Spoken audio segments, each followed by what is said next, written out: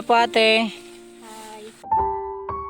Ina na patuloy umaasa na magkakasama sila ng kaniyang mga anak.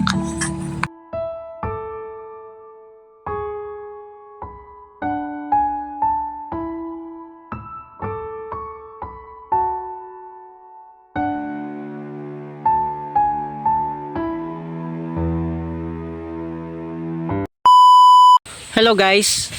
Ayan, welcome sa ating vlog.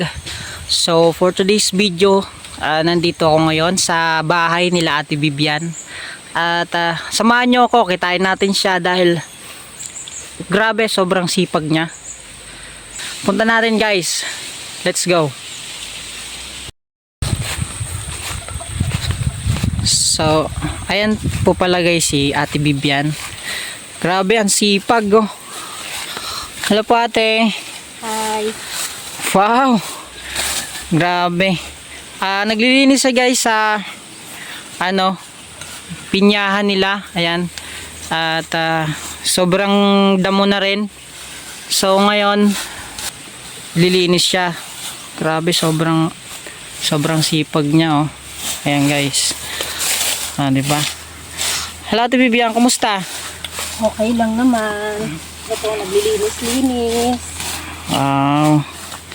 So, nasaan yung saan yung asawa mo? May pinuntahan, tinignan yung mga alaga niya. So, mag-isa ka lang ngayon sa bahay mo? Opo. Wow, grabe.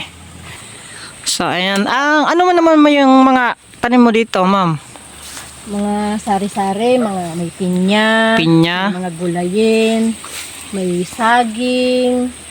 Oh, Kung grabe. pwedeng pakinabangan sa buhay-buhay para hindi nabilhin. Grabe, dami pala ninyong tanim, no? Kasi kapag aasa ka sa mga puro bili-bili, ang mahal ng mga bilihin ngayon, diba?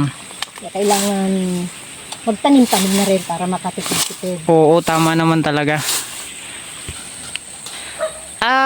Saan yung bahay nyo? Tayo malayo ba dito? Malapit lang. Malapit lang. Okay. Pwede po pa nating puntahan? Pwede naman. Tara, puntahan po natin. So guys, nandito na po tayo sa bahay nila Ate Vivian. So, ayan. Ito po yung bahay nila. Ayan. Tuloy po kayo sa bahay namin. Ayan. So, ayan po yung bahay nila. Ayan. Ito po yung kanilang kusina. Ayan. Kusina. Ayan, banggirahan. So, ayan ang kwarto. Ayan. Ayan. So, ngayon guys, nandito tayo sa bahay nila Ate Vivian. At kung nakikita nyo ay pinakita ko na siya sa video. And syempre, tanungin natin siya kung kumusta sila. Okay? Let's go. So ngayon Ate Vivian, kumusta naman po kayo dito sa bahay nyo? Ayos lang naman. Kahit pa paano, nakakaraos naman. Okay. Konting tiyaga lang, konting sipag para kahit pa paano makakuha ng mga Matustusan yung mga pangangailangan dito sa bahay. Saan po kayo madam kumukuha ng ng financial sa mga pangangailangan nyo? Yun, sa pagtanim-tanim. Wow. Minsan pag na may mga pagpatanim sa palayan, nakikitanim din. Mga pag may time ako, yan, gumagawa ng walis, binibenta rin. Gumagawa ka rin po ng walis. Opo. Tapos binibenta mo. Wow, ang galing. May anak po ba kayo? Ilan po ba yung anak niyo, madam? May 3 anak. Yung 2, yung panganay tsaka yung pangalawa ko, nasa ibang lugar. Nasa ibang lugar. Saan po sila ngayon? Nasa Pangasinan. Pangasinan. So, meron po pala siya guys na 2 anak. And ayan, pakakataon mo na po to para kumustahin sila. So, ano pong masasabi mo sa 2 mong anak na nanonood sa video na to ngayon? Sige, kumustahin mo sila. Gusto ko lang sa 2 kong anak na nandyan sa wala sa piling ko. Kinakamusta ko kayo. Sana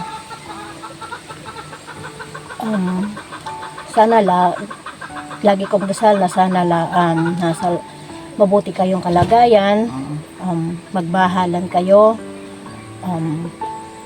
maging mabuting mga anak.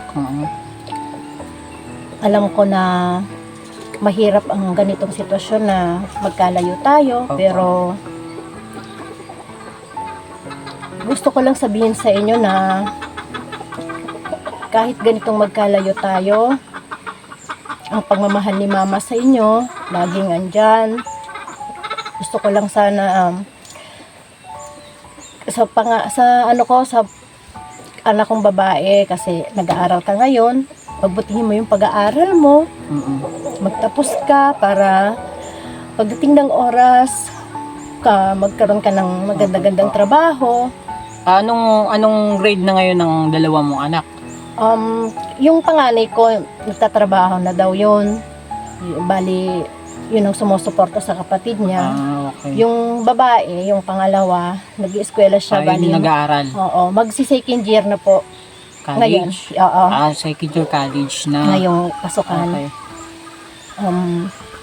Yun, huwag kayong mag-alala. Kahit na magkalayo tayo, gaya ng palagi kong sinasabi sa inyo, andito lang ko lagi. Kung may problema kayo, magsabi lang. Hindi hindrance na magkalayo tayo para hindi ako maging ina sa inyo. Okay. Andito lang ako lagi. Basta yung bilin ko, magmahalan kayo, huwag kayong mag-aaway. Tandaan nyo lagi, mahal na mahal ko kayo. Okay. So, grabe, ang sweet naman at sobrang nakikita natin na mahal niya talaga yung anak niya. At eto, kung sana kung nakikita nyo at napapanood nyo yung video na to, at huwag nyo isipin na nasa hindi magandang kalagayan. At so, sa pamamagitan ng video na to, ayan, okay na okay yung nanay nyo. Wag, isipin nyo na lang yung sana makatapos kayo at makatulong din kayo pagdating ng araw at mapuntahan nyo yung nanay ninyo, 'di ba? So ayan, sobrang ganda at naantig ako sa sa sinabi ni Ate Bibian. So ikaw po ba ay ilang taon na, Ate Bibian? 52 na po. 52. So ilang taon ka na po dito sa Bicol at ilang taon ka na rin pong hindi nakauwi sa inyo? Bali 12 years na rin ako dito. Matagal-tagal na rin, no? Nakauwi ako ng Pangasinan last 2018. Oo. Tapos nung makabalik ako dito, yun, hanggang ngayon di na ulit nakabalik doon. Okay. Baka sa mga susunod na mga araw, pag nabigyan ng pagkakataon, makauwi ulit sa Pangasinan para makita tsaka makasama ko ulit yung mga anak ko. Okay. Sana dinggin ang panalangin mo at dumating yung time na magkasama-sama kayo at magkita kayo ng dalawa mong anak. Kasi syempre, sino ba naman na nanay na hindi gustong makasama ang mga anak, 'di ba? Kaya sana makita to ng lahat at sana may inspired po kayo. At grabe, sobrang galing sa mga hamon ng pagsubok ay kayang-kaya niya.